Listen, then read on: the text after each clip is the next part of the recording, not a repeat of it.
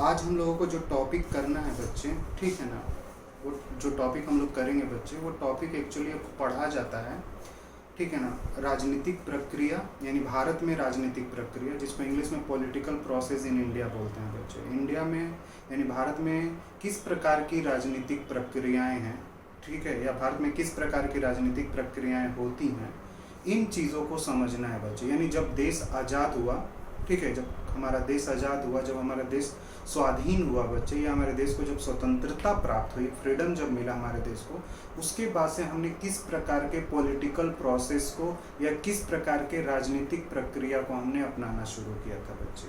अब जो हमारा यूनिट है बच्चे 7, जहाँ पे पॉलिटिकल प्रोसेस इन इंडिया है बच्चे, ये सिलेबस में इस बार ऐड किया गया था यूजीसी नेट में। जब यूजीसी का नया सिलेबस बना बच्चे, तब वहाँ पे अलग से इस यूनिट को क्या किया गया था, डिफाइन किया गया था। पहले वाले भी सिलेबस में टॉपिक्स थे बच्चे, जो इसमें टॉपिक हमें करना है ना, वो पुराने सिलेबस में भी था, लेकिन तब हमें शो नहीं दिखता नहीं था डायरेक्टली। अब तुम्हें समझ में आ जाएगा कि भारत में जो राजनीतिक प्रक्रिया है या पॉलिटिकल प्रोसेस इन इंडिया जो है, उसमें हमें कौन कौन से टॉपिक एग्जामिनेशंस के लिए करके जाने हैं, ठीक है।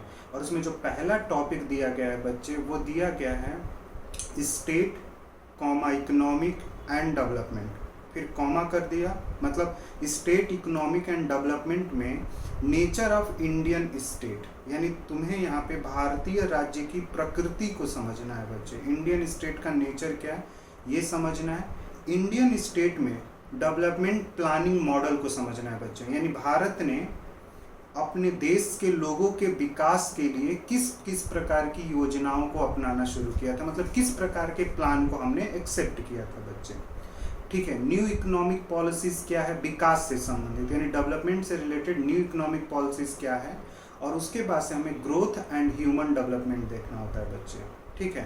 तो ये पूरा का पूरा जो पोर्शन होता है बच्चे, ये कोई नया नहीं है, और ऐसा नहीं कि तुमने अपने लाइफ में, इसमें जो चीज़ें मैं बताऊंगा, ऐसा नहीं है कि तुमने अपने लाइफ में कभी सुना नहीं है। तुमने उस चीज़ों को कभी न कभी सोशल साइंस में या एसएसटी में कहीं ना कहीं पढ़ा होगा बच्चे, या क्लास 12th में अगर तुम लोगों का पॉलिटिकल साइंस होगा तो वहाँ पे भी तुमने इसमें जितनी भी टॉपिक्स बोली जाती हैं, उन टॉपिक्स को कहीं ना कहीं तुमने पढ़ा है। तो ये पढ़ा हुआ ही ये टॉपिक है बच्चे, बस ये थोड़ा सा नाम से लगता है कि इसमें क्या होगा। तो जब टॉपिक जब पढ़ना हम शुरू करेंगे बच्चे, तो क्लियर होना शुरू हो जाता है कि अच्छा ये चीज़ें तो हमें पता ही है, ठीक है। अब जैसे टॉपिक इसमें दिया है कि नेचर ऑफ इंडियन स्टेट, ठीक है, तो भारतीय राज्य की प्रकृति बताइए बच्चे।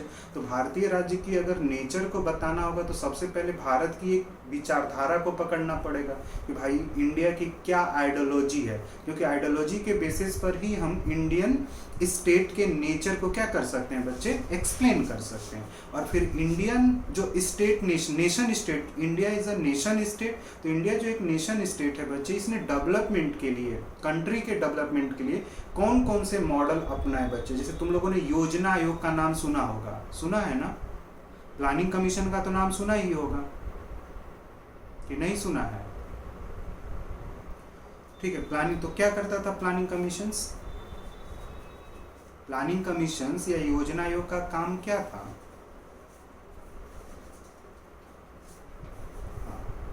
ठीक है, कौन योजना बनाता था उसमें, और कौन योजना बनाता था, और जो योजना बनाई जाती थी उसकी जिम्मेदारी किसको दी जाती थी कि ये योजना इसी संस्था को क्या करना है, लागू कराना है, या ये जो भी प्लान बनाया गया है उस प्लान को इन्फोर्स कराने के लिए यही रिस्पॉन्सिबल क्या होगा, एक इंस्टीट्यूशंस होगा बच्चे। तो प्लानिंग कमीशन जो था बच्चे, उसमें हमने किसको ये रिस्पॉन्सिबिलिटीज हमने दी थी कि भाई ये आपकी जिम्मेदारी है, ठीक है। उसमें किसको और कौन प्लान बनाता था बच्चे,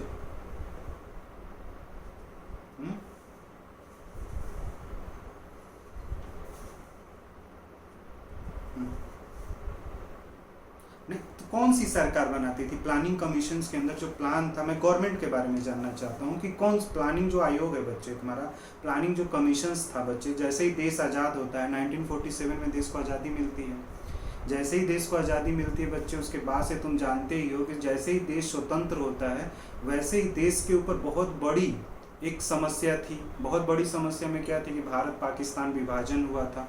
और उस विभाजन में बहुत सारे लोग मारे भी गए थे और बहुत सारे लोग क्या हो गए थे, बेघर भी हो गए थे। शरणार्थी रिफ्यूजी समस्याएं जो थी वो भारत में बहुत अधिक थी। और भारत का 200 सालों तक इतना एक्सप्लॉइटेशन हो चुका था कि भारत के पास अब इतना भी संसाधन नहीं था कि भारत जो भी आवाम थी उस समय, जो 30 करोड़ की जनसंख्या थी, उनका एक प्रकार से क्या किया जाए, विकास किया जाए। तो कुछ लोगों ने सोचा कि नहीं, हमें इन लोगों का विकास तो करना है, लेकिन विकास कैसे किया जाए, इसके लिए नेहरू ने योजना आयोग को क्या किया था, स्थापित किया था, प्लानिंग कमीशंस को बनाया गया था। प्लानिंग कमीशन जो था बच्चे, प्लानिंग कमीशन में जो प्लान बनाए जाते थे वो बनाया जाता था सेंट्रल गवर्नमेंट के द्वारा। ठीक है, सेंट्रल गवर्नमेंट जो थी बच्चे, वही प्लानिंग कमीशंस के अंदर क्या कर रही थी, प्लान बना रही थी पूरे राज्य के विकास और डेवलपमेंट के लिए बच्चे। आई बात समझ में? यानी स्टेट सेंटर्ड प्लान था बच्चे। और स्टेट का मतलब यहाँ पे मैं इंडियन स्टेट की बात कर रहा हूँ, यूपी, बिहार और इन स्टेटों की बात नहीं कर रहा। अगर मैं स्टेट बोल रहा हूँ तो मतलब यहाँ पे स्टेट के लिए मैं किसको रखूंगा, इंडियन स्टेट की। तो इंडियन स्टेट में जो प्लान बनाया जा रहा था, तो वो प्लान क्या था, एक सेंटर्ड प्लान था। यानी जो सेंट्रल गवर्नमेंट थी बच्चे, वही प्लानिंग आयोग के अंदर क्या कर रही थी, प्लानिंग कमीशंस के अंदर क्या कर रही थी, प्लान बना रही थी फॉर इंडिया के डेवलपमेंट के लिए। ठीक है, और डेवलपमेंट हम क्यों करते हैं बच्चे, क्यों हमें विकास करनी आवश्यकता होती, क्यों विकास करना हमारे लिए आवश्यक होता है? अगर विकास नहीं करेंगे तो क्या दिक्कतें होती हैं, बाकी देशों से पीछे रह जाएंगे। और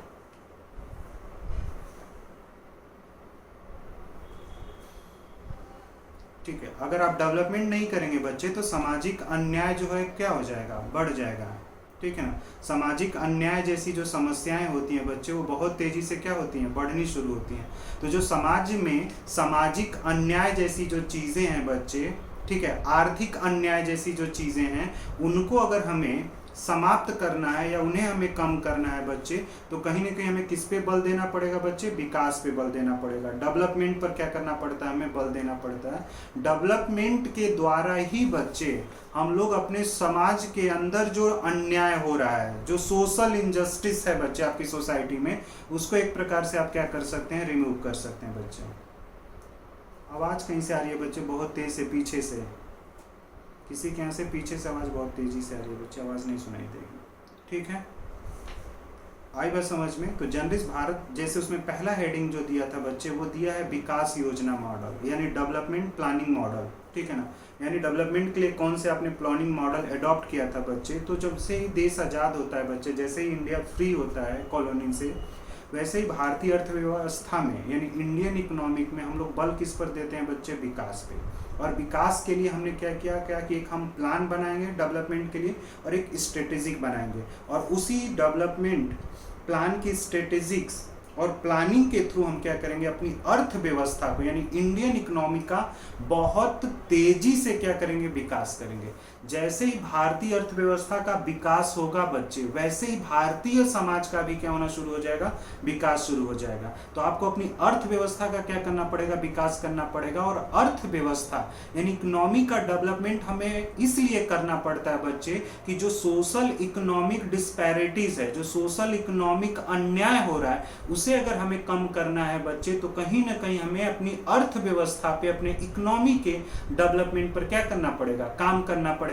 और इसी इकोनॉमिकल डेवलपमेंट के लिए ही बच्चे प्लानिंग कमीशंस बनाए गए थे। और प्लानिंग कमीशन के द्वारा, जैसे प्लानिंग कमीशन 1950s में बनी थी बच्चे, और लगभग प्लानिंग कमीशन जो बंद हुई, मतलब प्लानिंग कमीशन को समाप्त कर दिया गया था, वो लगभग 2015 में आकर क्या हो जाता है, प्लानिंग कमीशन जो है वो क्या हो जाती है बच्चे, समाप्त हो जाती है।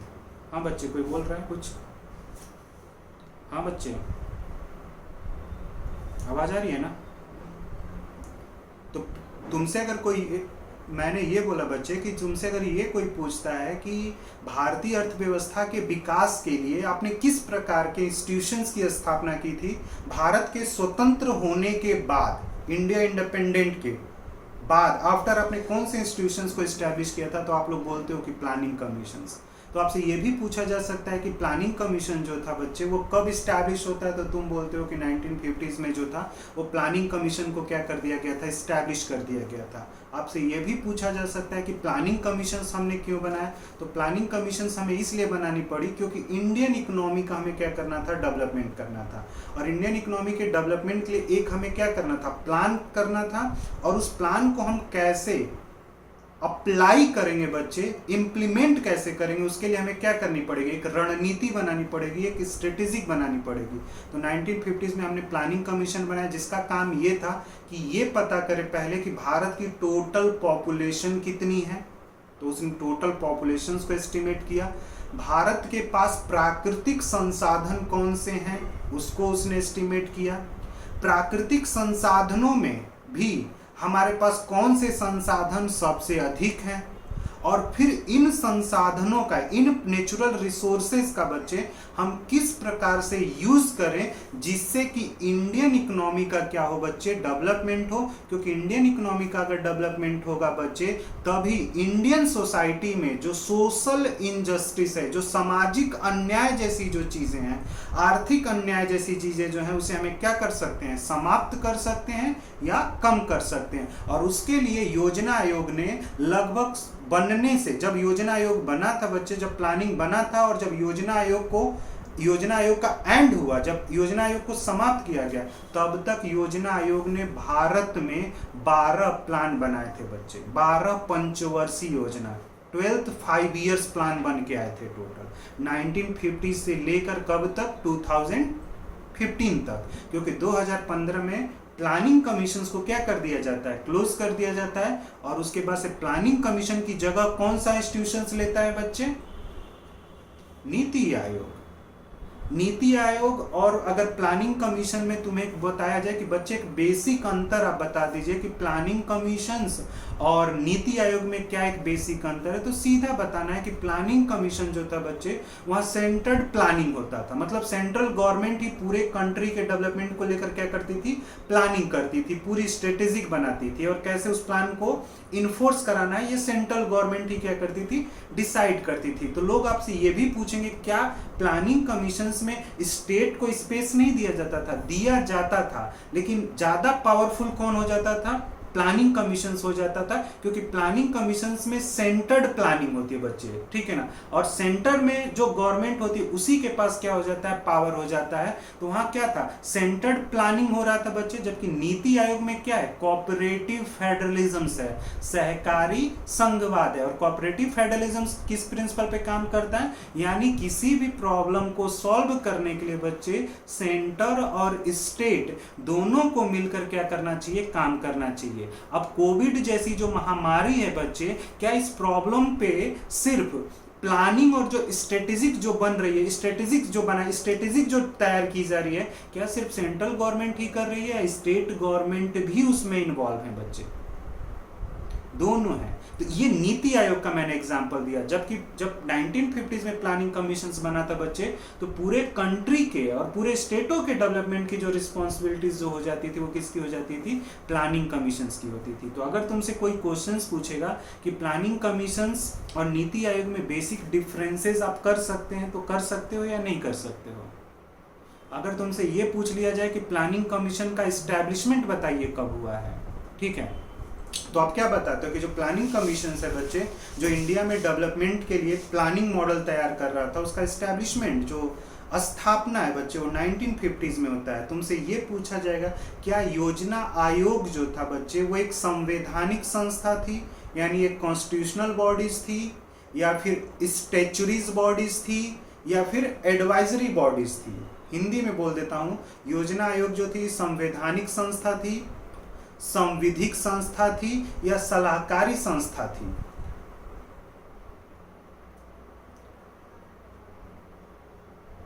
मैंने ये बोला, एक इंग्लिश में बोला कॉन्स्टिट्यूशनल यानी संवैधानिक। संविधान में योजना आयोग को कहीं लिखा गया है, तुमने कहीं पढ़ा है, सुना है किसी से, तो इस पर तुम्हें अपना आंसर देना है। या फिर योजना आयोग यानी जो प्लानिंग कमीशन है वो स्टेचरीज बॉडीज है, क्या संसद ने कोई कानून बनाया है योजना आयोग से रिलेटेड, या फिर जो प्लानिंग कमीशंस थी बच्चे वो भारत में जो भी सामाजिक और आर्थिक समस्याएं थी, सोशल इकोनॉमिकल जो प्रॉब्लम थे उसको सॉल्व करने के लिए सिर्फ एक तरह से वो एक एडवाइजरी बॉडीज थी, सलाहकारी संस्था थी। ठीक है, थर्ड है, यानी वो एक प्रकार की सलाहकारी संस्था थी। योजना आयोग ना तो संवैधानिक संस्था है, संविधान के किसी भी आर्टिकल में तुम्हें नहीं मिलेगा बच्चे योजना आयोग के बारे में जानकारी। ठीक है, किसी कॉन्स्टिट्यूशन के किसी शेड्यूल में तुम्हें जानकारी नहीं मिलेगी योजना आयोग के बारे में, प्लानिंग कमीशन के बारे में, किसी पार्ट में एक्सप्लेनेशन नहीं है बच्चे योजना आयोग के बारे में। ठीक है, लेकिन योजना आयोग की कुछ चीजें थी, जो योजना आयोग की एक अपनी खुद की कुछ मान्यताएं थी बच्चे, या योजना आयोग में जो मान्यताएं रखी गई थी वो कहीं ना कहीं निर्देशक, राजनीतिक निर्देशक तत्वों से क्या कर जाते हैं, मैच कर जाते हैं, मिल जाते हैं। जो आपके directive principle of state policies है ना बच्चे, 36 से लेकर कितने आर्टिकल तक है, राजनीतिक निर्देशक तत्वों को यानी directive principle of state policies को किस आर्टिकल से लेकर किस आर्टिकल तक एक्सप्लेन किया गया है?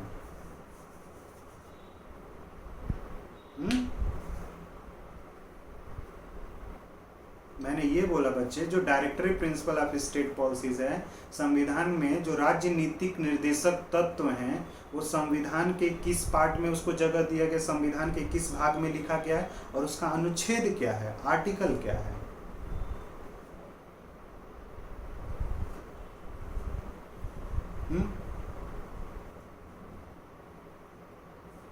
उसका आर्टिकल 36 से शुरू होता है बच्चे और 51 तक चलता है। पार्ट 4 में जो है वो तुम्हारा directive principle of state policies है बच्चे। तो योजना आयोग के जो मूल्य उद्देश्य थे बच्चे वो कहीं ना कहीं राजनीतिक निर्देशक तत्वों से क्या थे, प्रभावित थे बच्चे। और हमें क्या करना था, अपने कंट्री के विकास के लिए प्लान्ड इकोनॉमी के मॉडल को क्या करना था, अपनाना था। क्यों हम प्लान्ड इकोनॉमिक नियोजित अर्थव्यवस्था क्यों हम अपना रहे थे बच्चे, उसका उद्देश्य बताया गया। क्योंकि अगर नियोजित अर्थव्यवस्था के कुछ उद्देश्य होते हैं, कुछ ऑब्जेक्टिव होता है, प्लान्ड इकोनॉमिक जो होती है, प्लान्ड एक इकोनॉमिक जो होती है बच्चे, उसके कुछ ऑब्जेक्टिव होते हैं। उसके ऑब्जेक्टिव में पहला क्या आता है, उत्पादकता को अधिकतम बढ़ाना। ठीक है, यानी हम प्रोडक्टिविटीज को क्या कर दें, राइज कर दें। उत्पादकता को अगर अधिक कर देते हैं बच्चे तो इससे फायदा क्या होगा, राष्ट्रीय आय जो है वो क्या हो जाती है, बढ़ जाती है बच्चे। अगर तुम्हारा उत्पादन अगर बहुत अधिक होगा बच्चे तो तुम्हारे कंट्री का यानी तुम्हारे देश का, तुम्हारे राष्ट्र का सकल घरेलू उत्पाद क्या हो जाता है, बढ़ जाता है। और जब सकल घरेलू उत्पाद बढ़ेगा बच्चे तो उत्पादन कौन करेगा, मशीन तो खुद नहीं करेंगी, व्यक्ति ही करेंगे।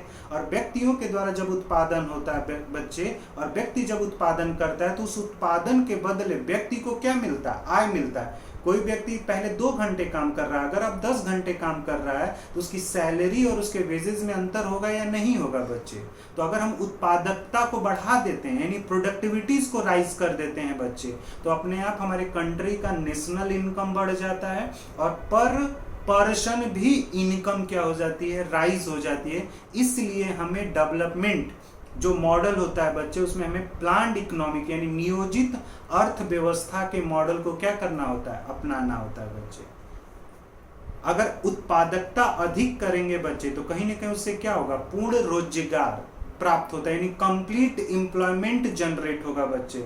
जितने भी आपके कंट्री में, आपके देश में जितना भी मानव संसाधन है बच्चे, उसके पास क्या हो जाएगी, एक प्रकार से रोजगार की प्राप्ति हो जाती है। और रोजगार की जब प्राप्ति होगी बच्चे, उसको एम्प्लॉयमेंट जब मिलेगा बच्चे, तो सिंपल सी बात है कि उसका सोशल और इकोनॉमिकल कंडीशंस अच्छी होगी या खराब होगी, अच्छी होगी। तो सोशल और इकोनॉमिकल जो विषमता है बच्चे, सोशल और जो इकोनॉमिकल एक डिस्पैरिटीज है सोसाइटी में, वो कम होगी या बढ़ेगी, कम होगी बच्चे।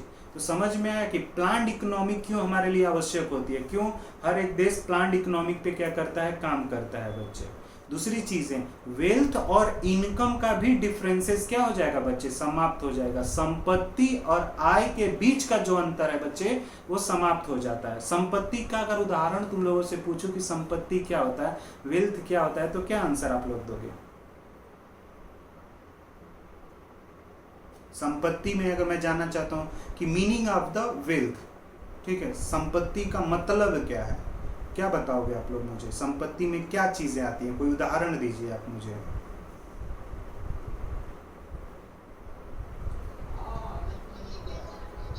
हाँ ठीक है, गहने, सोने, चांदी, ये सारी चीज़ें जो होती हैं वो आपकी संपत्ति, एसेट्स होता है तुम्हारे पास, गाड़ी, बंगला, घर, ये सारे क्या है? संपत्ति है, वेल्थ है। और इनकम मतलब जो तुम्हारी सैलरी है, जो तुम्हें कहीं से किसी चीज़ को करने की वजह से, उस कार्य को करने की वजह से तुम्हें क्या प्राप्त हो रहा है? आय प्राप्त हो। और जब तुम्हारे पास आय आती है बच्चे, तो उसी आय को तुम किस में बदलना शुरू कर देते हो?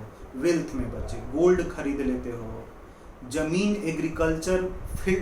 एग्रीकल्चर लैंड परचेज कर लेते हो, गाड़ियां परचेज कर लेते हो, ठीक है। जितनी भी चीज़ें हैं जो वेल्थ के रूप में क्या होती हैं? शो होती हैं बच्चे। आई बात समझ में? तो जैसे ही अगर प्लान्ड इकोनॉमिक होगा बच्चे, किसी देश में एक नियोजित अर्थव्यवस्था होगी बच्चे, तो उस देश में जो संपत्ति और आय को लेकर एक बहुत बड़ा अंतर होता है बच्चे, वो क्या हो सकता है? समाप्त हो सकता है। जिसे बोला जाता है ना कि भारत की जो टोटल संपत्ति है वो मुश्किल से 1-2% लोगों के हाथ में सबसे अधिक है। अधिकतम उस संपत्ति का, पूरे भारत को एक संपत्ति के रूप में तुम देखना शुरू कर दो, उस पूरे भारत का जो संसाधन है और जो रिसोर्सेज हैं बच्चे, वो रिसोर्सेज कुछ लोगों के हाथ में अधिकतम है, बाकी लोगों के पास तो बहुत कम है। वो सिर्फ उनके पास इतने ही होंगे संसाधन जिससे कि वो अपना सर्वाइवल कर सकें, अपने जीवन को बचा सकें, आई बच सके, अपने अस्तित्व को बचा सकें बच्चे। और राष्ट्र के निर्माण के लिए बच्चे हमने किस प्रकार के स्ट्रक्चर और ढांचे के निर्माण की बात की थी? सोशलिस्ट, समाजवादी।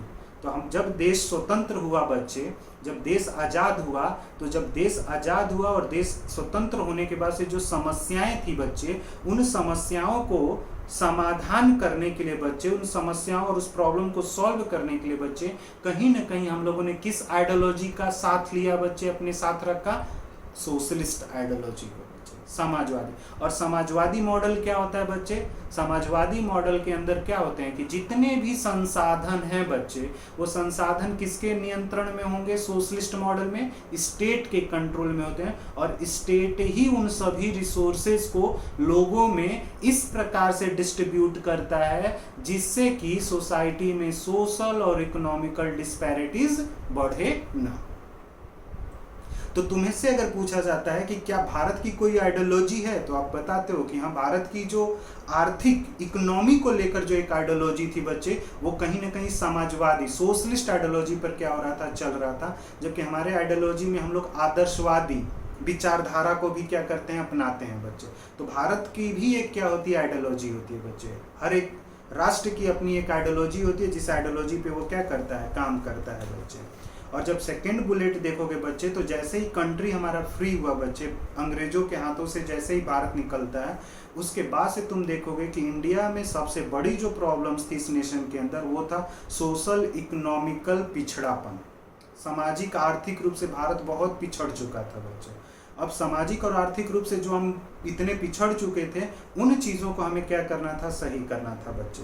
साक्षरता, ठीक है, अत्यधिक कम थी, यानी लिटरेसी जो थी उस समय, मुश्किल से 6 से 7% जो लोग थे वो क्या थे? लिटरेट थे, साक्षर थे बच्चे। शिक्षित तो अब छोड़ ही दो, साक्षर जो थे वो 6 से 7% थे। आज लगभग 73% जो होगी, 73% के आसपास अप्रॉक्स जो है वो भारत की क्या है बच्चे? लिटरेसीज है। आयु प्रत्याशता, लाइफ एक्सपेक्टेंसी जो थी देश जब स्वतंत्र हुआ, तो मैं एक रिपोर्ट में सुना था या पढ़ा था बच्चे, सुना भी था और देखा भी था बच्चे, कि भारत जैसे ही स्वतंत्र हुआ था बच्चे, उस समय जो आयु, अधिकतम आयु जो होती थी बच्चे, वो 30 वर्ष होती थी।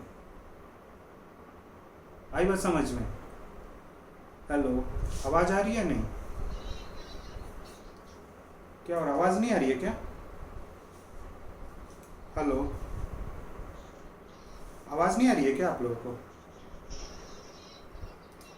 मैंने ये बोला बच्चे कि जैसे तुम जब सेकेंड बुलेट देखोगे, जहाँ स्वतंत्रता के पश्चात भारत में सामाजिक आर्थिक रूप में पिछड़ा राष्ट्र था भाई। डेवलप्ड कंट्रियों के कंपैरिजन, जब डेवलप और डेवलपिंग कंट्रीज के बीच में तुम तुलना करते हो, तो डेवलप्ड कंट्रियों का सोशल और इकोनॉमिकल कंडीशंस देखते हो, और अपने कंट्री का अगर सोशल इकोनॉमिकल कंडीशंस देखा जाए तो उनके कंपैरिजन में तो हम लोग बहुत पिछड़े हुए एक राष्ट्र थे बच्चे। स्वतंत्र जैसे ही हुए थे। अब तो ठीक हो चुका है सोशली और इकोनॉमिकल कंडीशन, अब जो हम भारत की वो काफ़ी बेहतर हो चुकी है बच्चे, ठीक है। दूसरा मैंने बोला था बच्चे, साक्षरता जो था, जब देश आज़ाद हुआ था, जब देश स्वतंत्र हुआ था, जब कंट्री को फ्रीडम मिली थी बच्चे, उसके बाद देखा गया तो भारत में जो लिटरेसीज थी वो बहुत कम थी। मैंने फिर बोला कि भारत में जो आज लिटरेसीज है बच्चे, या 2011 के सेंसस के अकॉर्डिंग देखा जाए तो अप्रॉक्स, मैंने एक्यूरेट तो मेरे को फिगर नहीं है, लगभग 73% के आसपास क्या होगी, लगभग आपके यहाँ साक्षरता है बच्चे। आयु प्रत्याशता, जब देश आजाद हुआ बच्चे, उस समय आयु प्रत्याशता, जिसको हम लोग लाइफ एक्सपेक्टेंसीज बोलते हैं, मतलब आप कितने समय तक अपने जीवन, आप कितने समय तक आपको जीवन जी सकते हैं, अपने जीवन को बेहतर तरीके से जी सकते हैं। उस समय जो देश आज़ाद हुआ था बच्चे, वो लगभग 30 वर्ष होता था, मतलब 30 वर्ष तक लोग जीते थे और फिर अचानक उनकी डेथ हो जाती थी और पता नहीं चलता था बच्चे। आज जो है लाइफ एक्सपेक्टेंसी जो है बच्चे, वो लगभग 65 और 70 वर्ष के आसपास पहुंच चुकी है। तो भारत में अप्रॉक्स लगभग लोग 65 वर्ष तक क्या करते हैं, जिंदा रहते हैं, और महिलाएं जो होंगी वो 4-5 साल क्या हो सकती हैं और जिंदा रह सकती हैं बच्चे। चाइल्ड डेथ रेट जो था बच्चे, देश जब आज़ाद हुआ था उसके बाद से जो चाइल्ड डेथ रेट देखा गया था, और जो मदर डेथ रेट था बच्चे, बच्चा पैदा करते ही बहुत सारी महिलाओं की क्या हो जाती थी, डेथ हो जाती थी, वो रेट बहुत अधिक था बच्चे। 1000 पे तो बहुत अधिक, 1000 ही बेस बनाया जाता है, और वो जाकर आज क्या हुआ है बच्चे, कम हुआ। चाइल्ड डेथ रेट क्या है, आज धीरे धीरे बहुत कम, कोशिश कर करके धीरे धीरे सरकारों ने क्या किया, इसको कम किया है बच्चे। क्योंकि अगर चाइल्ड डेथ रेट अगर कंट्रोल नहीं हुआ बच्चे, तो आपके पास एक ऐसी कंडीशंस आएगी बच्चे, एक ऐसी परिस्थिति बनेगी जब आपके देश में मानव संसाधन की क्या हो जाएगी, कमी हो जाएगी, या फिर मदर डेथ रेट बहुत बढ़ जाए, या जो महिलाएं हैं बच्चे अगर वो कुपोषण के शिकार हो जाए, ठीक है, अगर महिलाओं को बीमारियां होनी शुरू हो जाए, तब भी बहुत, जो भी बच्चे बॉर्न होंगे बच्चे, न्यू जो बेबी बॉर्न होंगे, उन सभी में कहीं ना कहीं कुपोषण जैसी चीज़ें देखी जाएगी, और वो एक खराब आपके पास मानव संसाधन होगा, और उस खराब मानव संसाधन के द्वारा बच्चे आप अपने नेशंस का डेवलपमेंट नहीं कर सकते हो, आप अपने राष्ट्र का विकास नहीं कर सकते हो। तो इन सभी चीज़ों के लिए बच्चे कि गरीबी को कैसे ख़त्म किया जाए, बीमारी को कैसे दूर किया जाए, शिशु मृत्यु दर जो है बहुत अधिक, उसको कैसे कम किया जाए, मातृत्व मृत्यु दर जो है बच्चे, मदर डेथ रेट जो है, उसको कैसे कम किया जाए, इन सभी के लिए ही बच्चे योजना आयोग जो था बच्चे, वो क्या करता था, प्लान बनाता था, स्ट्रेटेजिक बनाती थी, और उसी स्ट्रेटेजी के थ्रू हम इन चीज़ों को क्या करना चाहते थे, सॉल्व करना चाहते थे बच्चे। अब भारत में जो ये समस्याएं थी बच्चे, इन समस्याओं को कुछ स्कॉलर ये बोलते हैं कि इन समस्याओं को अगर हमें हल करना है बच्चे, तो वो प्रॉब्लम सॉल्व हो सकता है सिर्फ सोशलिस्ट मॉडल के थ्रू। कैपिटलिस्ट मॉडल के अगर हाथों में अगर ये चीज़ें, ये समस्याएं आप देते हैं, तो ये समस्याएं सॉल्व नहीं होंगी, ये समस्याएं क्या हो जाती हैं, बढ़ जाती हैं। क्योंकि जो पूंजीवादी मॉडल है बच्चे, विकास का जो पूंजीवादी मॉडल है, वहाँ पे प्रतिस्पर्धा को बहुत अधिक बल दिया जाता है, मेरिट को बहुत अधिक बल दिया जाता है। तो जो योग्य लोग होंगे वो बहुत आगे निकल जाएंगे, उनकी इनकम भी बहुत अधिक हो जाएगी, उनका वेल्थ भी बहुत अधिक हो जाएगा। और जिस देश में साक्षरता इतनी कम है बच्चे, उस देश में तो बहुत बड़ी एक भविष्य में आने वाली समस्या क्या हो सकती थी, खड़ी हो सकती है। इसीलिए भारत ने पूंजीवादी यानी कैपिटलिस्ट मार्केट इकोनॉमिक मॉडल को अपनाने से क्या कर दिया बच्चे, मना कर दिया कि हम कैपिटलिस्ट मॉडल के थ्रू इंडिया का डेवलपमेंट नहीं करेंगे। यानी पूंजीवादी अर्थव्यवस्था का जो विकास होगा बच्चे, वो किस मॉडल से नहीं किया जाएगा, पूंजीवादी मॉडल से नहीं करेंगे। जो भी विकास किया जाएगा वो समाजवादी मॉडल से। और सोशलिस्ट जो मॉडल होता है बच्चे, वहाँ बहुत सारे कार्य जो होते हैं, अधिकतम कार्य राज्य के द्वारा किया जाता है बच्चे। शिक्षा भी राज्य के द्वारा दी जाएगी, स्वास्थ्य सुविधा भी राज्य के द्वारा दी जाएगी, रोजगार भी राज्य के द्वारा दी जाएगी, सामाजिक सुरक्षा की गारंटी भी राज्य के द्वारा क्या होती है, दी जाती है बच्चे। जबकि पूंजीवादी बाजार, जो पूंजीवादी मॉडल होता है बच्चे, जो कैपिटलिस्ट मॉडल होता है, उसमें इस तरह की चीज़ों को नहीं रखा जाता है। लेकिन भारत ने अपनी आर्थिक विकास के लिए बच्चे, इंडिया ने अपने इकोनॉमिक डेवलपमेंट के लिए जिस मॉडल को अपनाता है बच्चे, उसको हम लोग एक मिक्स्ड इकोनॉमिक मॉडल बोलते हैं बच्चे, मिश्रित अर्थव्यवस्था मॉडल बोला जाता है। और मिश्रित अर्थव्यवस्था में बच्चे दो मॉडल आता है, capitalist model and communist model या जिसको आप सोशलिस्ट मॉडल भी बोल सकते हैं। और इन दोनों मॉडलों के द्वारा ही बच्चे भारत में एक प्रकार से विकास से संबंधित, डेवलपमेंट से रिलेटेड स्ट्रेटेजिक बननी शुरू हुई। स्ट्रेटेजिक हमने बनानी शुरू की, रणनीति बनाना शुरू किया बच्चे, और प्लान बनाना शुरू किया था। क्लियर हुआ बच्चे? जब आगे पॉइंट में आओगे बच्चे, और देखो सेकंड जब आओगे बच्चे, इसलिए भारत के आर्थिक विकास को बाजारवादी शक्तियों के सहारे छोड़ना संभव नहीं था, बल्कि राज्य द्वारा नियंत्रित एवं केंद्रित नियोजन अर्थव्यवस्था की रणनीति को अपनाना। भारत में लक्षित यानी टारगेटेड प्लान, नियोजित अर्थव्यवस्था का मिश्रित रूप उपयोग किया गया। जो हमने प्लान्ड इकोनॉमिक का मॉडल अपनाया था बच्चे, वो मिक्स मॉडल था बच्चे, जिसमें हमने पूंजीवादी और साम्यवादी विकास मॉडल दोनों को एक प्रकार से क्या किया था बच्चे, यूज किया था। इसीलिए जब भी तुमसे पूछा जाता है अच्छा भारत की जो अर्थव्यवस्था है या भारतीय अर्थव्यवस्था में विकास से संबंधित, डेवलपमेंट से संबंधित किस मॉडल को एक्सेप्ट किया जाता है बच्चे, तो वहाँ पे तुम बताते हो कि डेवलपमेंट से रिलेटेड जो मॉडल हम लोग अपनाते हैं वो कहीं ना कहीं पूंजीवादी साम्यवादी मॉडल है बच्चे। आई बात समझ में? पूंजीवादी और साम्यवादी मॉडल में अंतर कर पाओगे? कैपिटलिस्ट और कम्युनिस्ट या कैपिटलिस्ट और सोशलिस्ट जो मॉडल है बच्चे, या इनकी जो एक मान्यताएं हैं, अजर्शन जो है, वो पता है कि क्या इनकी अजर्शन या क्या मान्यताएं होती हैं? क्या होती हैं पूंजीवादी मॉडल की?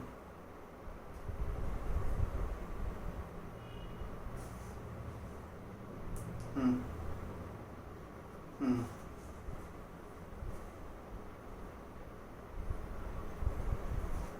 हम्म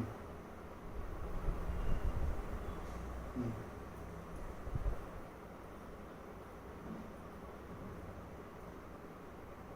हम्म हम्म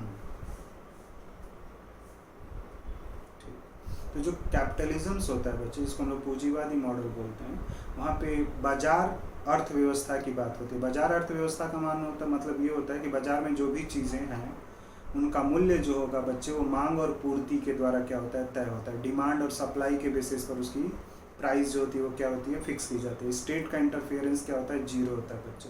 वहाँ कंपटीशंस पे बहुत अधिक बल दिया जाता है, मेरिट्स को बहुत अधिक इंपॉर्टेंस दिया जाता है।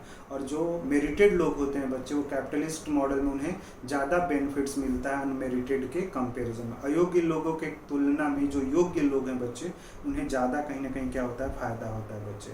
भारत में जो एक प्लान मॉडल लाया गया था बच्चे, उसमें सबसे बड़ा जो योगदान देखा जाता है उसमें जवाहरलाल नेहरू का नाम आता है, और महालनोबिस मॉडल भी बोलते हैं इसको। ये भी एक व्यक्ति हैं बच्चे, भारतीय सांख्यिकीय के एक तरह से क्या है, फादर माने जाते हैं। इंडियन स्टैटिकल जो इंस्टीट्यूशंस बना, ठीक है ना, सेंट्रल स्टैटिकल जो ऑर्गेनाइजेशंस बना, उसके भी ये फादर माने जाते हैं। वो उस समय के बहुत बड़े एक तरह से इकोनॉमिक और स्टैटिकल एक्सपर्ट थे महालनोबिस बच्चे। इन्होंने बताया कि हमें किस तरह से अपने देश की समस्याओं का हल करना चाहिए, हमें देश में किस प्रकार के विकास के मॉडल को क्या करना चाहिए, डेवलपमेंट मॉडल को अपनाना चाहिए बच्चे। तो उसी मॉडल को नेहरू महालनोबिस मॉडल बोला जाता है बच्चों, नेहरू महालनोबिस मॉडल बोला जाता है। और इस मॉडल में बोला गया था कि देश में हम किस पर ज़्यादा बल देंगे, औद्योगिकरण पे, इंडस्ट्रियलाइजेशन पे, और रैपिड इंडस्ट्रियलाइजेशंस करेंगे एंड फास्ट इंडस्ट्रियलाइजेशंस करेंगे बच्चे। तीव्र गति से हम लोग क्या करेंगे, औद्योगिकरण करेंगे। और जितनी तेजी से औद्योगिकरण होगा बच्चे, जितनी तेजी से औद्योगिकरण, जितनी तेजी से उद्योग लगाए जाएंगे, भारी भारी उद्योग बच्चे, उतनी ही जल्दी भारत में जो भी समस्याएं हैं, चाहे वो शिशु मृत्यु दर हो, बीमारियां हो, गरीबी हो, जीवन अप्रत्याशिता जैसी जो चीजें हैं बच्चे, मातृत्व मृत्यु दर जो है, उन सभी समस्याओं को हम क्या कर सकते हैं, कम कर सकते हैं। और देश में बच्चे जो एक संपत्ति और आय को लेकर एक जो गैप है बच्चे, सो वेल्थ और जो क्या कहते हैं इकोनॉमी को लेकर एक डिस्पैरिटी है, उसको भी अगर हमें कम करना है तो कहीं ना कहीं हमें किस पर बल देना चाहिए, इंडस्ट्रियलाइजेशंस पे। अब तुमसे पेपर में ये क्वेश्चन पूछा जा सकता है कि नेहरू महालनोबिस मॉडल में किस पर टारगेट, किस चीज को सबसे अधिक फोकस किया गया था, या नेहरू महालनोबिस मॉडल में सबसे अधिक किस तरह के चीजों पे फोकस किया जा रहा था बच्चे। तो वहां पे इंडस्ट्रियलाइजेशंस बताना है, और इंडस्ट्रियलाइजेशन में हमें किस प्रकार के उद्योग लगाने हैं बच्चे? भारी उद्योग लगाने हैं, क्योंकि जो भारी उद्योग होते हैं बच्चे वो छोटे उद्योगों को एक प्रकार से क्या करते हैं? निर्मित होने का अवसर देते हैं। तो भारी उद्योग भी आपके पास हो जाएंगे, छोटे उद्योग भी हो जाएंगे, आपके पास कृषि कार्य भी हो रहा है, तो आपके यहाँ जो बेरोजगारों की जो संख्या है वो क्या हो जाएगी बच्चे? बढ़ जाएंगी। कुछ लोग कृषि कार्य में आ जाएंगे, कुछ लोग औद्योगिक कार्यों में आ जाएंगे, और कुछ लोग छोटे कार्यों में भी क्या होंगे? धीरे धीरे आना शुरू होंगे। इस तरह से तरीके को अपनाकर हम कहीं ना कहीं क्या कर सकते हैं? बेरोजगारी को कम कर सकते हैं, अनएम्प्लॉयमेंट को क्या कर सकते हैं? कम कर सकते हैं बच्चे। आई बात समझ में?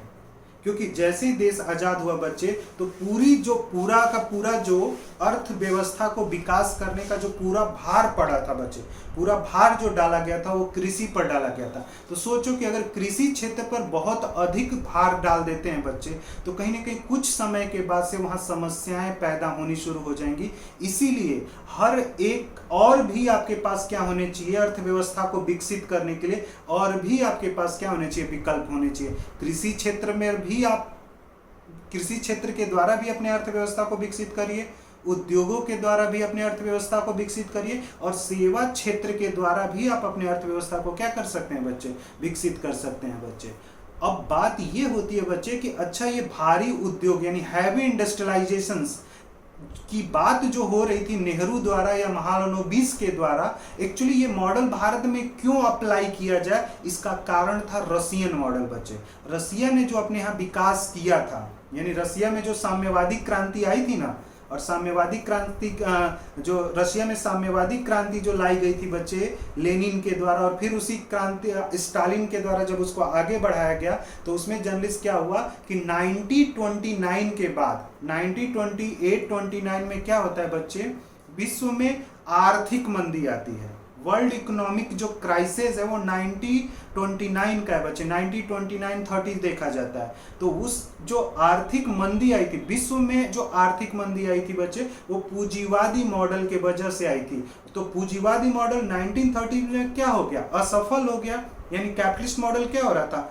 फेलियर हो रहा था। उसके जगह पे जो मॉडल आया था बच्चे, उसी को हम लोग एक तरह से क्या बोलते हैं? सोशलिस्ट मॉडल बोलते हैं। और उस सोशलिस्ट मॉडल के थ्रू जिस देश ने बहुत कम समय में बहुत बड़े क्षेत्र का अगर विकास किया था बच्चे, तो वो रसिया था। और रसिया ने अपने हैवी इंडस्ट्रियलाइजेशन पर क्या किया था? बल दिया था। हैवी इंडस्ट्रियलाइजेशन, कोऑपरेटिव फार्मिंग पर उसने क्या किया था? बल दिया था बच्चे। जब मैं तुम लोगों को माओ पढ़ा रहा था, तो माओ ने क्या किया? स्टालिन की नीतियों का क्या किया था? आलोचना किया था। क्यों नीतियों का आलोचना किया था?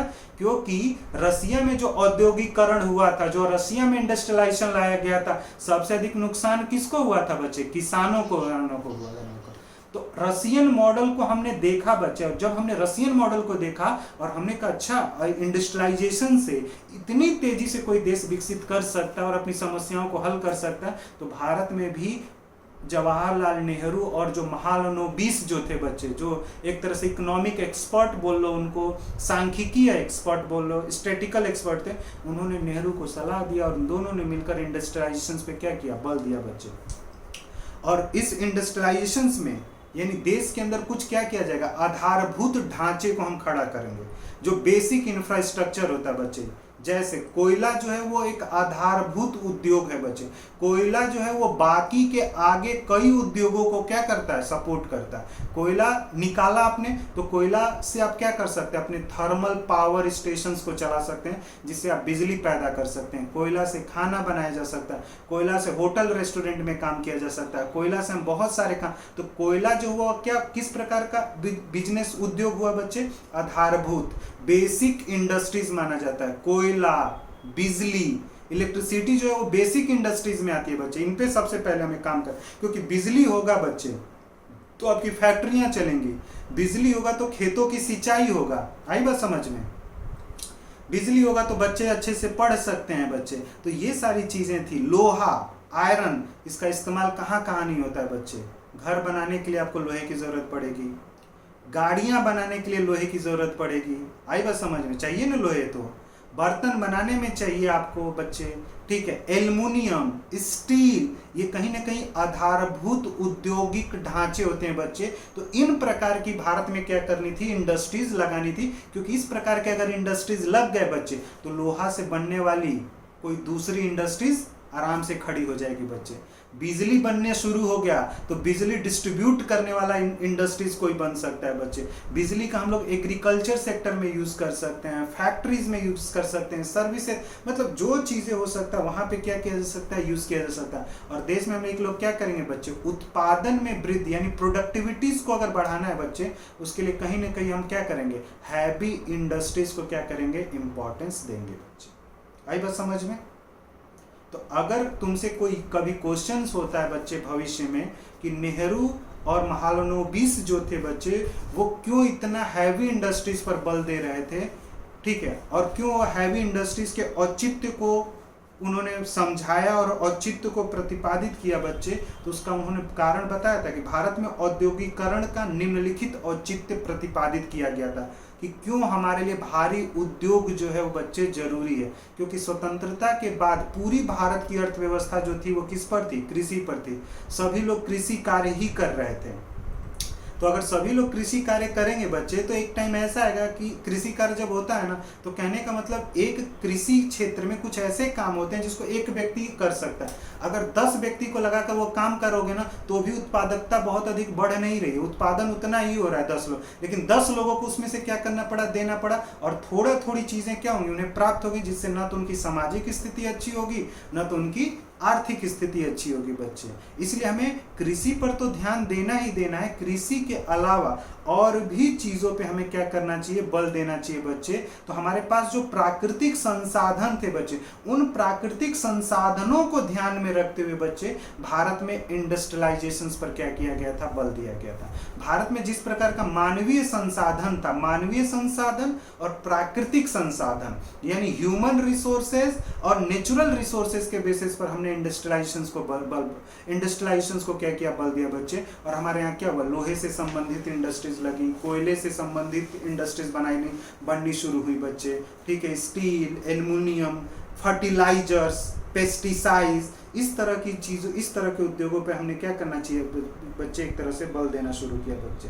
और इसी तरह से बच्चे सेकेंड पॉइंट जब पढ़ोगे तो भारतीय कृषि पर जनसंख्या का अत्यधिक दबाव था, श्रम उत्पादकता न्यूनतम थी। श्रम उत्पादकता का मतलब मैंने बोला ना कि एक आपके पास जमीन का लैंड पड़ा है बच्चे, अगर तुम अकेले उत्पादन करते हो, ठीक है, तो वो सारी चीज तुम्हारी होगी, लेकिन अगर वही उसी छोटे से लैंड पे तुमने 10 लोगों को क्या कर दिया, लगा दिया काम करने के लिए, तो उत्पादन तो हुआ, लेकिन जितना एक व्यक्ति उत्पादन कर रहा था उतना ही 10 व्यक्तियों ने किया। तो जब 10 व्यक्ति में उनके श्रम के द्वारा उत्पादन को बांटोगे बच्चे, तो पर व्यक्ति उत्पादन क्या हो जाएगा, कम हो जाएगा। पर पर्सन, पर लेबर जो प्रोडक्टिविटी होती है वो क्या हो जाती है, कम हो जाती है बच्चे। एक व्यक्ति ने 100 रुपए का गेहूं पैदा किया, 10 व्यक्ति मिलकर अगर 100 रुपए का गेहूं पैदा करते हैं बच्चे, तो पर व्यक्ति कितने रुपए गेहूं मिला उसको, पर केजी, पर व्यक्ति श्रम कितना मिला, 10 रुपया। और एक व्यक्ति अगर कर रहा है तो 100 रुपए मिल रहा है। तो कहीं ना कहीं कृषि कार्य में यही कमियां थी कि श्रम उत्पादकता जो थी वो क्या हो रही थी, कम हो रही थी। मजदूरी क्या होने लग गया था, कम होने लग गया था। लागत तो लग रही है लेकिन लागत से कम क्या हो रहा है, प्राप्त हो रहा है। तो हमें इस तरह की चीजों का निर्माण करना था बच्चे, जहां पे श्रम उत्पादकता कम ना हो, बढ़े ही बढ़े, और ज्यादा से ज्यादा चीजें आएंगी तब जाकर कहीं सामाजिक और आर्थिक चीजों को हम क्या कर सकते हैं बच्चे, कम कर सकते हैं। आई बात समझ में बच्चे? भूमि पर दबाव कम करने के लिए उद्योगों में भारी पैमाने पर उनकी स्थापना करनी थी। जमीन भी हमारे पास कम थे बच्चे कि सभी लोगों को एग्रीकल्चर दे दो।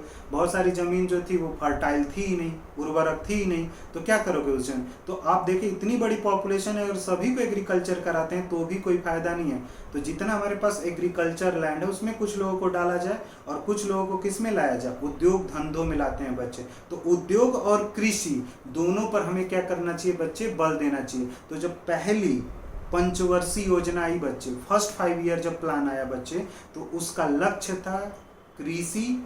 दूसरा जब पंचवर्षीय योजना आया बच्चे तो कृषि और औद्योगिकरण। तीसरे में फिर कृषि और औद्योगिकरण, ये सारी चीजें चलनी शुरू हुई। तो पहले पंचवर्षीय योजना में हमने कृषि को केंद्र में रखते हुए बच्चे सभी समस्याओं को हल करने की कोशिश की बच्चे। क्योंकि कृषि इसलिए हमें बल देना था बच्चे, क्योंकि जीवन के लिए जो खाद्य पदार्थ चाहिए थे वो भी उतना उत्पादन नहीं हो पा रहा था। अमेरिका से भी हमने PL480 नाम से गेहूं जो था वो क्या होता था, अमेरिका भारत को देता था। और PL480 इस गेहूं पर बेसिस पर अमेरिका चाहता था कि भारत जो है वो नाटो और पूंजीवादी मॉडल को क्या करे, अपनाए। और भारत ने अपनी स्थिति को देखते हुए कैपिटलिस्ट मॉडल को अपनाने से क्या कर दिया, मना कर दिया। और फिर भारत ने अपनी स्वतंत्र एक विदेश नीति की रचना करनी शुरू की, जिसको हम लोग गुट निरपेक्ष बोलते हैं बच्चे, नैम बोला जाता है। ये चीज़ें पढ़ा है, तभी मैंने बोला कि इस टॉपिक में हमने बहुत सारी चीज़ें पढ़ी हुई और सुनी हुई चीज़ें मिलती हैं बच्चे। तो नेहरूवादी जो मॉडल था बच्चे और महालनोबिस जो मॉडल था, उसमें किस पर बल देना था, इंडस्ट्रियलाइजेशन पे, जिसको औद्योगिकरण बोलते हैं। क्योंकि उनका मानना था कि अगर इंडस्ट्रियलाइजेशन को हम फोकस करते हैं बच्चे, तो बाकी सेक्टर में भी चीज़ें क्या हो जाएंगी, डिमांड में आ जाएंगी। जैसे जूट इंडस्ट्रीज का इंपॉर्टेंस बढ़ जाएगा, ठीक है, जूट इंडस्ट्रीज की इंपॉर्टेंस बढ़ जाएगी, ठीक है। जूट से बहुत सारी चीज़ें बनती है। तिलहन इंडस्ट्रीज में डिमांड बढ़ेगी बच्चे, ठीक है। खेतों में भी डिमांड बढ़ जाएगी इंडस्ट्रियलाइजेशन से। क्यों? क्योंकि इंडस्ट्रियलाइजेशन में कुछ तो कंपनी इंडस्ट्रीज ऐसी होंगी बच्चे जो खेतों के लिए खाद बनाएंगी, यूरिया, पोटाश, ठीक है, जो खेतों की उर्वरक क्षमता को क्या करे, बढ़ाए। और जब तुम जानते हो कि जब एग्रीकल्चर करते हैं तो खेतों में कीड़े भी लगते हैं, तो उनको समाप्त करने के लिए तुम्हें क्या करना पड़ेगा, पेस्टिसाइड जैसी चीज़ें बनानी पड़े। तो इंडस्ट्रियलाइजेशन के वजह से दूसरे और भी एरियाज में काम क्या हो सकते हैं बच्चे, स्टार्ट हो सकते हैं। और यही बोला गया था कि अगर रैपिड इंडस्ट्रियलाइजेशन पे हम फोकस करते हैं बच्चे, द्रुत गति से अगर औद्योगिकरण के द्वारा राष्ट्रीय आय एवं प्रति व्यक्ति आय में क्या की जा सकती है, वृद्धि की जाती है। नेशनल इनकम और पर कैपिटा इनकम क्या हो जाएगी बच्चे, राइज हो सकती है। किसके द्वारा, इंडस्ट्रियलाइजेशन के द्वारा। क्यों? क्योंकि ऐसा हमने देख रखा था रशियन मॉडल में, क्योंकि रशिया में इंडस्ट्रियलाइजेशन हुआ और उसके वजह से रशिया का नेशनल इनकम भी बढ़ा बच्चे, और पर कैपिटा जो इनकम था वो भी क्या हुआ था, बढ़ा था बच्चे। आई बात समझ में? इसके बाद से आओगे तो एक हेडिंग है बच्चे, नेहरूवादी योजना में निम्नलिखित रणनीति का प्रयोग किया गया। भाई नेहरूवादी जो मॉडल था उसमें कई स्ट्रेटेजिक काफी तरह की स्ट्रेटेजी को क्या किया गया था, यूज में लाया गया था। वो स्ट्रेटेजी क्या थी बच्चे, कुछ भी करके हमें क्या करना, हाई सेविंग, उच्च बचत करना। क्योंकि उच्च बचत होगा बच्चे, हाई सेविंग होगा तभी उच्च निवेश होता है बच्चे। अब अभी कोई भी इस समय जो कोविड का समय चल रहा है बच्चे, क्या लोग बैंकों में जाकर फिक्स डिपॉजिट कर रहे होंगे? नहीं करें, निवेश करेगा। क्यों? क्योंकि सेविंग ही नहीं है।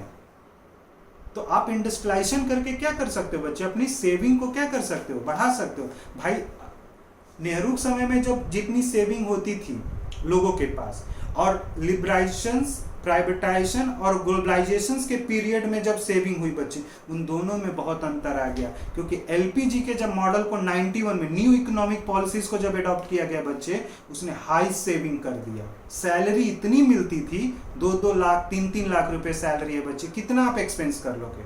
तुम्हारा पैसा बच रहा है तो तुम शेयर मार्केट में इन्वेस्ट कर रहे हो, कैपिटल मार्केट में इन्वेस्ट कर रहे हो, लैंड में इन्वेस्ट कर रहे हो, गोल्ड में इन्वेस्ट कर रहे हो, हर जगह तुमने क्या कर दिया इन्वेस्टमेंट को। जैसे लाइफ इंश्योरेंस में इन्वेस्टमेंट कर रहे हो, जनरल इंश्योरेंसेज में कर रहे हो, तो इस प्रकार के इन्वेस्टमेंट क्या हो रहा है, बड़ा। और यही चीजें हैं बच्चे कि अगर अर्थव्यवस्था को चलाना है, अर्थव्यवस्था को विकसित करना है, तो हाई सेविंग होनी चाहिए। अगर आपकी कंट्री में जो प्लान मेकिंग करने वाले लोग हैं बच्चे, अगर वो प्लान बेहतर नहीं बनाएंगे, तो अगर हाई सेविंग नहीं होगी बच्चे, तो हाई इन्वेस्टमेंट भी नहीं होता। और हाई इन्वेस्टमेंट नहीं होगा बच्चे, तो राष्ट्रीय आय क्या हो जाएगी, कम हो जाएगी। और राष्ट्रीय आय कम होगी मतलब पर व्यक्ति आय क्या हो जाएगी, कम हो जाएगी। गरीबी दिखनी शुरू हो जाएगी, सामाजिक और आर्थिक असमानताएं बढ़ जाएगी, समाज में लोग लड़ना शुरू कर सकते हैं बच्चे, सोसाइटी में सिविल वार जैसी स्थिति खड़ी हो जाएगी, राज्य को तोड़ने की मांगे शुरू हो जाती हैं बच्चे, एक अलग राज्य बनाने की मांग होनी शुरू हो जाती है बच्चे। इस तरह की समस्याएं पैदा हो जाती हैं बच्चे, इसलिए इंडस्ट्रियलाइजेशन जरूरी हो जाता है नेहरू और महालनोबिस के अकॉर्डिंग बच्चे। तो इंडस्ट्रियलाइजेशन के द्वारा एक सेपरेट स्टेट की जो डिमांड होती है उसको हम लोग क्या कर सकते हैं बच्चे, कंट्रोल कर सकते हैं। और जो हैवी इंडस्ट्रीज होते हैं बच्चे, वो इकोनॉमी के क्या होते हैं, बेस होते हैं। ऐसा नेहरूवादी मॉडल में बोला गया था कि जो base of the economic is a heavy industries, जो भारी उद्योग हैं बच्चे, वो कहीं ना कहीं अर्थव्यवस्था के क्या होते हैं, एक प्रकार से आधार होते हैं।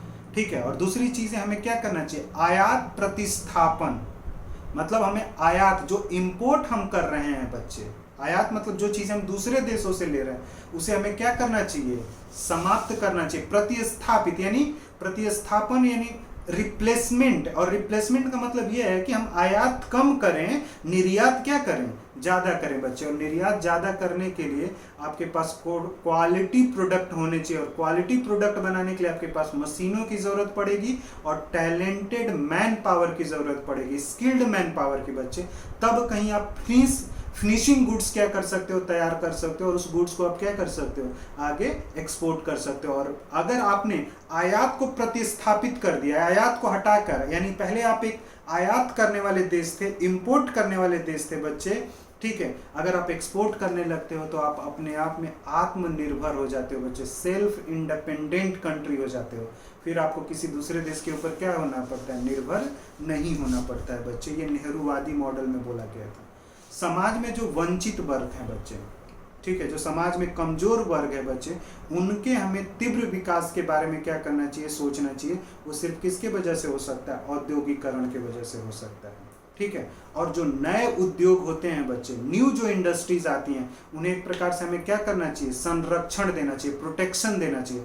कहने का मतलब नया उद्योग तुमने लगाया, ऐसा नहीं कि सरकार लगे तुमसे टैक्स माने, बिजनेस उजनेस हो ही नहीं रहा है और सरकार तुमसे क्या मांगना शुरू कर दे, टैक्स मांगना शुरू कर दे, तो कहीं ना कहीं वो उद्योग जो होगा बच्चे क्या हो जाएगा, फायदा नहीं होगा। तो तुम उद्योग को क्या कर सकते हो बच्चे, बंद कर सकते हो ना। तो इसलिए बोला जाता है कि जितने भी नवीन उद्योग थे उन्हें कहीं ना कहीं हमें एक प्रकार से क्या करना चाहिए बच्चे, एक प्रकार से संरक्षण देना चाहिए, protectionist policies for new industries. जो नई इंडस्ट्रीज हैं उन्हें एक तरह से हमें क्या करना चाहिए, प्रोटेक्ट करना चाहिए बच्चे। और उद्योग और कृषि बच्चे, यानी इंडस्ट्रीज एंड एग्रीकल्चर, ये एक दूसरे के पूरक हैं बच्चे, ठीक है ना, सप्लीमेंट्रीज हैं एक दूसरे के। ये दोनों के बीच में रिलेशन जो होता है वो हार्मोनियस होता है बच्चे, ये ध्यान में रखना। उद्योग और कृषि एक दूसरे के विरोधी नहीं है बच्चे। हमें इस प्रकार का मॉडल तैयार करना है जिससे कि इंडस्ट्रीज एग्रीकल्चर को ही क्या करे, सपोर्ट करे, एग्रीकल्चर और इंडस्ट्रीज के बीच में क्या हो, डिपेंडेंसीज हो। आई बात समझ में। इस तरह के नेचर को हमें क्या करना है, डेवलप करना है। नेहरू महालनोबिस मॉडल के अंदर बच्चे उन्होंने यही तरीका बताया था देश के विकास के लिए बच्चे। क्लियर हुआ?